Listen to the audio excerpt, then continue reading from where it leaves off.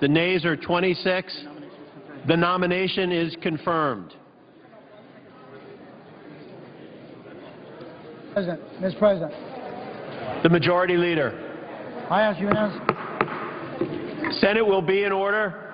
No, I did not. Senate will be in order. The Majority Leader. I ask unanimous consent to the motion to reconsider be considered made, laid on the table, and that the President be immediately notified of the sense action. Is there objection? Without objection. I ask unanimous consent the next vote be 10 minutes in duration. The mandatory quorum required under Rule 22 be waived. There be 2 minutes equally divided prior to the vote on the motion to proceed as 1845. Is there objection? Without objection. Under the previous order, the Senate will resume legislative session.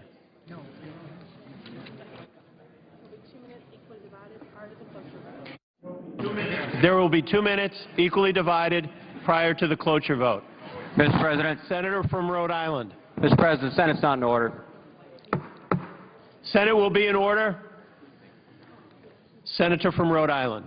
Mr. President, on December 28th, 1.3 million Americans lost their extended unemployment benefits. They're the first wave of what will be more than 3 million other Americans. These people have worked, they've qualified for unemployment insurance, they need help, and we have to help them. If we don't do that... Senate will be in order. Senator from Rhode Island. Mr. President, if we don't do that, not only will these families suffer, but our economy will suffer. CBO has estimated that we will lose 200,000 jobs if we don't extend unemployment benefits and 0.2% of growth. So if you want to help working families, people who qualified because they worked, who have to continue to look for work to be qualified, and if you want to help our economy, then you'll vote for at least to let us go forward.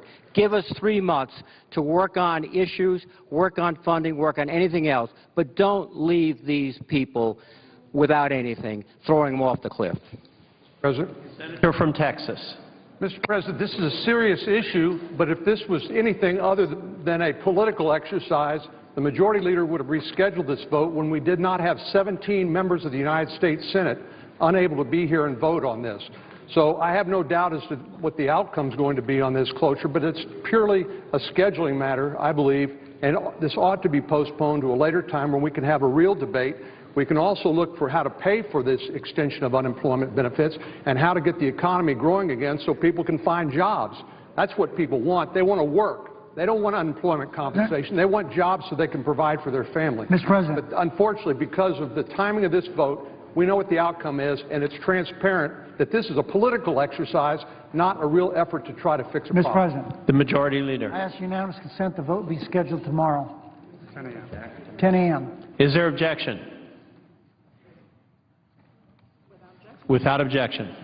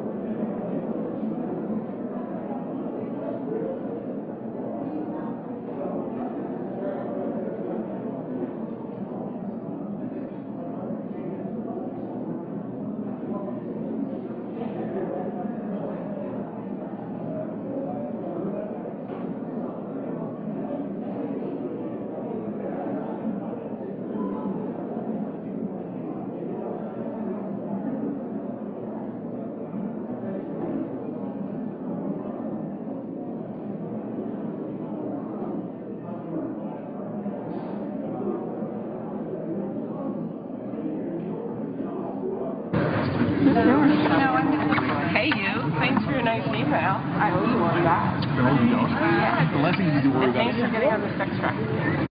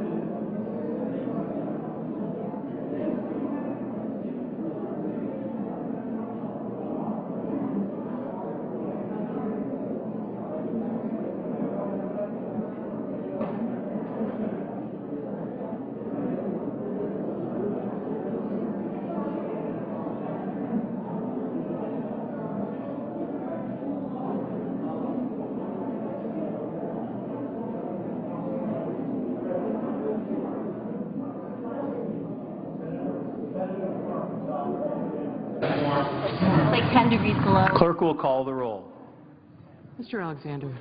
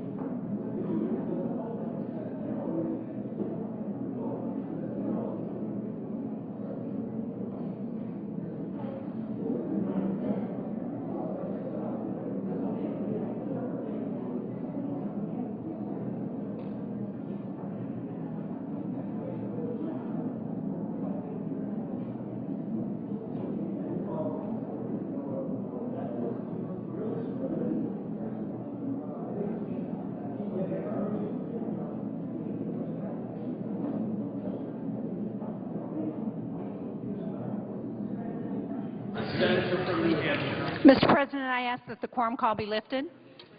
Without objection. Thank you, Mr. President. I just wanted to enter in for the record that, unfortunately, I was not here to vote for Janet Yellen to head the Federal Reserve System. Had I been able to be here, I would have voted to support her in that position. Unfortunately, my flight was delayed, and so I did not get back in time for the vote, but I wanted to make sure that in the record it shows that I support her as the new chairman of the Fed. Thank you, Mr. President. I yield the floor. Mr. President, Senator from Massachusetts. Mr. President, I was on the same flight with Senator Shaheen, and so also missed the vote. I had been looking forward to having the opportunity to vote for Janet Yellen to be the chair of the Federal Reserve, and I'm very disappointed I didn't get to formally to vote for her, but I want to make sure that the record reflects my strong support for her. And I suggest the absence of a quorum. Clerk will call the roll. Mr. Alexander.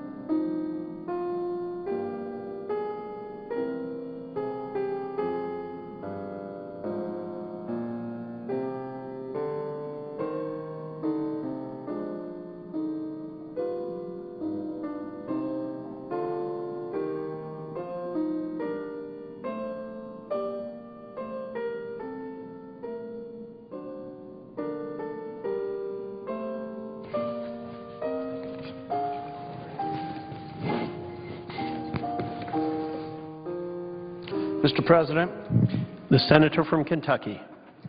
I rise today in opposition to the secrecy. Senate is in a quorum call. I'd like to ask unanimous consent that we dispense with the quorum call. Without objection. I rise today in opposition to secrecy, in opposition to the veil of secrecy that clothes the money changing that takes place in the temple of the Federal Reserve. While the money changes hands, the moneyed class gets richer and the middle class gets shortchanged. It is more than time to part the curtain that hides the trillions of dollars that change hands. There is a revolving door from Wall Street to the Treasury, to the Fed, and back again. We have former secretaries of Treasury who go from government to Wall Street pocketing hundreds of millions of dollars. I've called repeatedly for transparency at the Federal Reserve so Americans can see what is being done with their money supply. Every time I call for transparency, people from both sides have said transparency would undermine Fed independence. Problem is, Congress created the Fed, and Congress was intended to have oversight over the Fed, and as time has gone on, we've lost that oversight, so independence has really led to abuse. Some say, well, the Fed is already audited each year. The Investigator General, who is responsible for auditing the Fed, came to Congress in 2009, and here's what she had to say during question and answer in a House committee. A congressman asked, what have you done to investigate the off-balance sheet transactions conducted by the Federal Reserve, which, according to Bloomberg, now total $9 trillion in 8 months. She fumbled, she repeated herself, she looked silly, and then she said, you know, I think it may be important at this point to yada, yada, yada. Then several yadas later, this bombshell. We do not have the jurisdiction. This is the auditor. We do not have the jurisdiction to directly go out and audit the Reserve Bank. So really, there is no audit to the Federal Reserve. So don't let anybody tell you that we already have an audit. No meaningful audit of the Fed exists, and when the primary auditor and overseer of the Fed was asked about $9 trillion, the inspector had no clue what had been purchased with the money. Is there a chance that the Fed only has our best interests at heart? Sure. But when trillions of dollars change hands, wouldn't you want to know who got the money and did anyone enrich themselves in the process? $9 trillion is over half our entire national debt. This is money that ultimately becomes debt for all of us. It's being doled out in secret by our central bank. This is, in a sense, laundering money from the American people to bail out big banks and Wall Street. This month we learned that the Fed's official balance sheet has reached an astounding $4 trillion. To put that in perspective, the balance sheet of the Fed is now larger than the fourth largest economy in the world, Germany. Transparency at the Fed would not hurt the Fed, but a complete lack of transparency continues to hurt and cheat the rest of us. At the very least, the American middle class deserves to know what goes on behind the curtain, what decisions are made, and how they benefit Wall Street and the moneyed class. Being secret and reckless with trillions of dollars is only the tip of the iceberg when it comes to the problems associated with the Fed. The history of the Federal Reserve has also been the history of the devaluation of the dollar. There was a time when the dollar was as good as gold. When the people grew restless or concerned that the government was debasing the currency, the people would simply express their displeasure by exchanging their paper for gold. Convertibility was a check and a balance against kings and queens and any form of government that chose to spend money that they did not have. When the government borrowed from the currency by diluting its value, the people had recourse to protect themselves. Now the great American dollar that was once backed by gold is backed by promises. For many decades, the dollar was said to be backed by the full faith and credit of the federal government. Trust lingered from the historical evolution from barter to a medium that people valued, such as gold or silver. That trust the trust that still exists today lingers from the 1,000-year history when currency had inherent value. And when paper substitutes were used, they could always be exchanged for something of real value. After World War II, we instituted a partial gold standard that allowed foreign countries to exchange their paper for gold, and in exchange they did. During the 60s, as the U.S. inflated and borrowed to pay for the war on poverty and the war in Vietnam, foreign countries became skittish and turned in their dollars by the millions. Nearly half of the gold reserves were removed by foreign countries in the space of a few years. President Nixon closed the gold window in 1971, and that was that. The last link to gold was severed. But make no mistake, the trust that remained in the dollar was derived from the historic trust engendered by convertibility of paper to gold. For decades, the full faith and credit promise allowed the Fed to continue to inflate, and still the people remained relatively passive in their acceptance of an unbacked, completely discretionary paper currency. But not without hiccups. Inflation nearly got the better of us in the 1970s, and now debt threatens to do the same. Something profound, though, occurred in the past few years, beginning with the panic of 2008. The Fed began to back the dollar with not just promises, but perhaps really, really bad promises. Since early 2008, the Fed has added nearly $3 trillion to its asset sheet, including among these assets are stuff that nobody else seems to want, such as bad car loans and non-performing mortgages. According to Malden and Tepper's book, Code Red, at $4 trillion, with roughly $55 billion in equity, the Fed is leveraged at about 77-to-1. Think about that. That is an insane amount of leverage for any bank. The Fed is more leveraged than the balance sheets of Lehman Brothers, Bear Stearns, Freddie or Fannie before those institutions essentially failed. Jim Rickards, author of Currency Wars, notes, the Fed is insolvent on a mark-to-market basis. The Fed has wiped out its capital on a mark-to-market basis. Of course, the Fed carries these notes on its balance sheet at cost and does not mark them down to market. But if they did, they would be broke. The insolvency of the Fed will become a major issue in the years ahead and may necessitate the financial bailout of the Fed by the taxpayers. So the once proud dollar that was once backed by gold, then backed by the full faith and credit of the world's greatest country, is now backed by used car loans and underwater mortgages. But those who trust in paper say, hey, look, for 50 years now we've had no convertibility and amazing improvements in productivity and wealth have occurred. Perhaps. But one might also argue that we are living on the borrowed plumage of the past, that our current acceptance of a paper currency rests on the glory of our industrial and monetary past.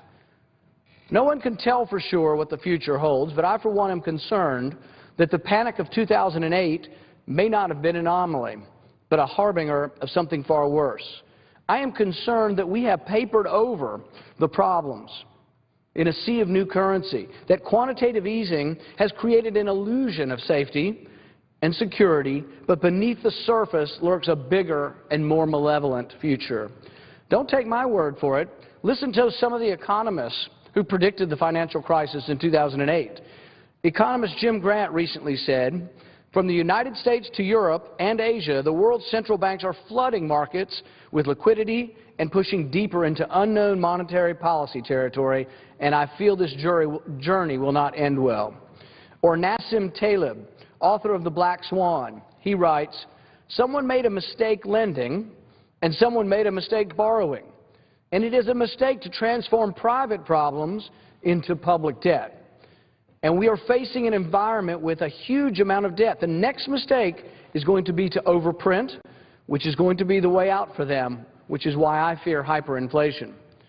Or Yale University housing expert and recent Nobel Prize winner Robert Shiller. This financial crisis that we've been going through in the last 5 years has been one that seems to reveal the failure to understand price movement. Not shying away from his concerns that the Fed is simply inflating the housing bubble in America's largest cities, he argues housing prices are up 12% in the last year. This is a very rapid rise in prices, and I believe it has accelerated some by Fed policies. The housing market, it has its own momentum right now as people see it coming back. We're sort of in the beginnings of another housing bubble. Since we abandoned the sequester budget caps, any pretense of fiscal discipline is gone. Politicians can attempt to obfuscate the truth with promises of spending restraint in the outlying years, but everybody knows that the promise to cut in the out years is a pipe dream, and that all that really counts is the first 2 years of the Ryan-Murray plan that will add over $60 billion in new spending. What really causes China concern is not the new spending that we're incurring, but that the total new debt added over the 10 years in the Ryan-Murray plan will be $7 trillion in new debt. China's response to our fiscal lack of discipline was to downgrade our debt. Our $17 trillion debt is manageable only when the Fed is buying it and only with low interest rates. China's Dagang Global Credit Rating said in their statement on the downgrade, "The deal means only an escape from a debt default for the time being, but hasn't changed the fact that the growth of government borrowing has largely outpaced overall economic growth and fiscal revenues." These are facts, and both sides, Republicans and Democrats, are ignoring the facts.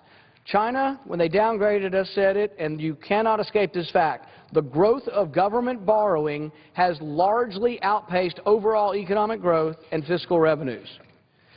It was sad when the Chinese government can see major economic problems for us that Washington continues to ignore. At current interest rates, we pay about $237 billion in interest payments. If interest rates rise by 1%, interest spending will increase by $1.2 trillion. If interest rates return to the norms of the 1980s, the taxpayer will be on the hook for an additional $6.17 trillion. If interest rates go to 10%, Katie, bar the door. The panic will be upon us. Now, most conservatives would be aghast if we talked about price controls. Conservatives realize, as most economists now do, that price controls lead to a glut if the price is too high and to bare shelves if the price is too low. The Soviet Union was brought low for that very reason. No one, no matter how wise, can determine the correct price of bread without a marketplace. Anytime a government tries to set prices, the consequences is disastrous. But many leaders who are quite aware of the destructive nature of price controls nevertheless advocate for allowing the Fed to set the price of money. For that is what interest rates are, simply the price of money. Like any other price, though, if the setting of interest rates, if you set them lower than the market rate of interest, it encourages more use of the money and more economic activity. But if the rates are kept below the market rate, you interrupt the feedback loop that informs producers that they are overproducing. The bubble expands until overproduction has reached such a point that the correction is a catastrophe. That's what happened with the housing bubble. We kept interest rates too low for too long, and the bubble grew and grew and grew, and we're still suffering from that. And what are we doing now? Exactly the same thing. Jim Rickards explains this phenomenon.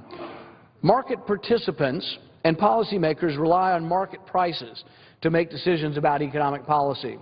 What happens when the price signals upon which policymakers rely are themselves distorted by prior policy manipulation?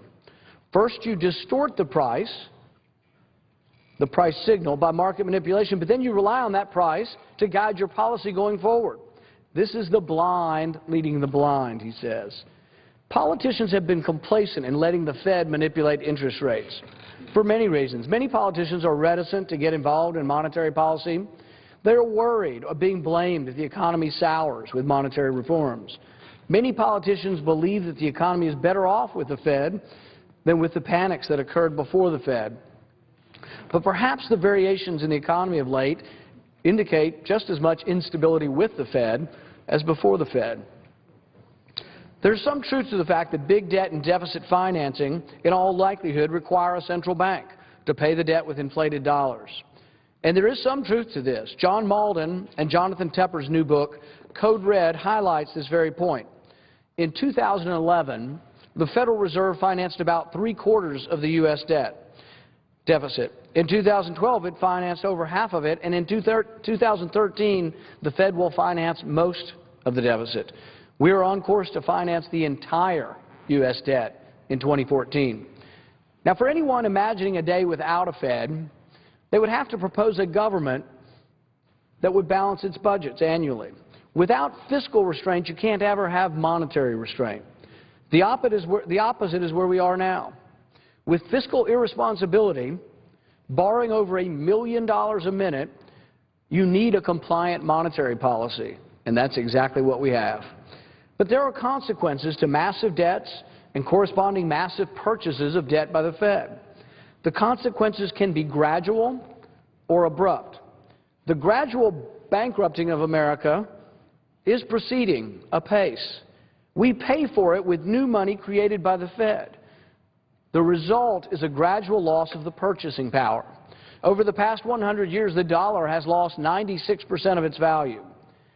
A nation can survive this gradual loss, we have, but some would argue that the people hurt most are those that are least able to absorb rising prices, the poor and the elderly on fixed incomes. The other possible outcome is an abrupt loss of confidence in the currency. The panic of 2008 approached mass fear that the system was unsound. Reports that the emperor had no clothes were taken seriously, as even the soundness of money market funds was questioned. Our system of paper currency, now backed by the promises of politicians, a $17 trillion debt, and used car loans and bad home mortgages, is always one panic away from dissolution. When that day comes is uncertain. Can the Fed continue the legerdemain? Can the Fed continue the illusion of wealth that comes with freshly inked money? Time will tell. But I, for one, want to know what the Fed is doing. Are individuals enriching themselves at the expense of the public? Does Fed policy enrich one group of individuals at the expense of another? What assets does the Fed hold? What informs their decision-making process? I, for one, want answers. I, for one, want transparency. President Obama's choice of Janet Yellen as the new head of the Federal Reserve is concerning due to the policies Ms. Yellen has promoted in her history at the Fed. The Federal Reserve's answer to economic crisis has long been simply to print more money, or what they call quantitative easing. It does not take a rocket scientist to figure out that printing money out of thin air is not sound long-term economic policy. But Ms. Yellen has been a major cheerleader for it. The Washington Post's Neil Irwin wrote that Yellen has been not merely an engineer of quantitative easing and forward guidance, but a consistent voice within the central bank to go even further. Quantitative easing is not enough. She wants more. Will she go further? Will the same policies continue unabated? Those of us who think quantitative easing has gotten out of hand are now being asked to confirm a nominee who thinks that the Fed has not done enough along these lines. The vote was overwhelming to confirm Janet Yellen, but I think we will rue the day that we endorsed quantitative easing. I believe the Federal Reserve is structurally flawed. I believe we need to be able to prevent or restrict chairmen today or in the future from aiding and abetting the allies of banks and big government. As monetary historian Peter Bernholtz wrote in his famous book, Monetary Regimes and Inflation, we draw the conclusion that the creation of money to finance a public budget deficit has been the reason for hyperinflations. I see nothing in Yellen's past performance of the Fed that would indicate that her policies will be any different than what we see today. In fact, I see evidence that things may well get worse. I've introduced a bipartisan bill called Federal Reserve Transparency Act, known also as Audit the Fed. The purpose of my bill is to eliminate the current restrictions on GAO audits, along with mandating that the Federal Reserve, credit facilities, security purchases, and quantitative easing activities become subject to congressional oversight. Looking into what the Federal Reserve does with our money has significant support from both parties, many members of which have heard the same concerns back home in their state district. Audit the Fed passed overwhelmingly in the House with 350 votes. Every Republican and 100 Democrats voted for it. The Federal Reserve is one of the most secretive institutions in our history. For decades, the people in charge of the Fed, politicians and various experts, have insisted that such secrecy was integral to its independence and effectiveness. But the results of complete secrecy have been Fed policies that are questionable at the least. This idea that the Federal Reserve is at the root of some of our economic problems is brand new to many Americans. precisely because we're not allowed to know what this powerful institution does behind closed doors, despite the fact that it has a direct impact on our lives. I can see no reason why the American public should not be allowed to see behind the veil of secrecy at the Fed. I will continue to do what I can to part that veil. I will continue to fight for full and persistent audit of the Fed. Audit the Fed passed the House overwhelmingly, but we've been unable to get a vote in the Senate. I will continue to fight for that vote. Today, although I was delayed by the weather, I am here today to oppose Janet Yellen's nomination for two reasons. I believe that she will continue the gradual destruction of the dollar's value, and because I believe the time is now for a full audit of the Fed. Thank you, Mr. President, and I note the absence of a quorum. The clerk will call the roll. Mr. Alexander.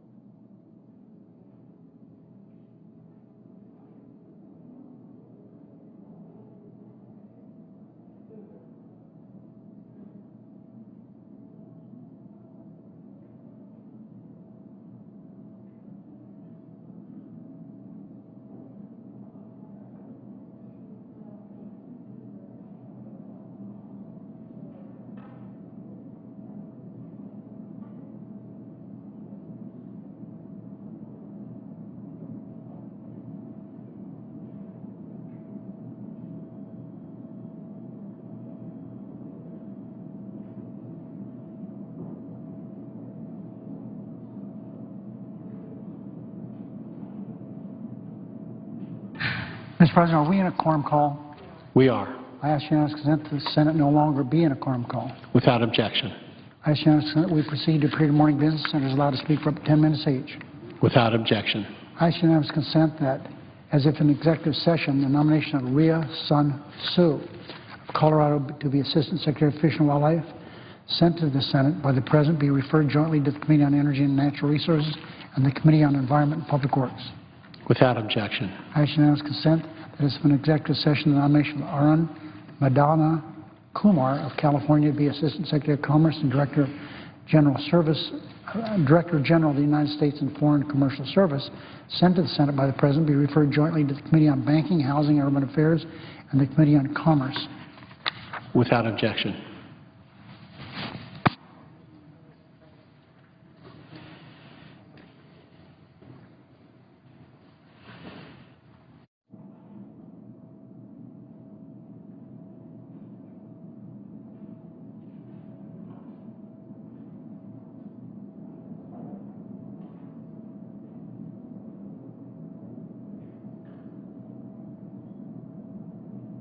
Unanimous consent that when the Senate completes the business day to adjourn until 10 a.m. tomorrow morning, that following the prayer and the pledge in the morning hour be deemed expired, journal proceedings be approved to date, and time for the two leaders be reserved for use later in the day. Following any leader remarks, the Senate resume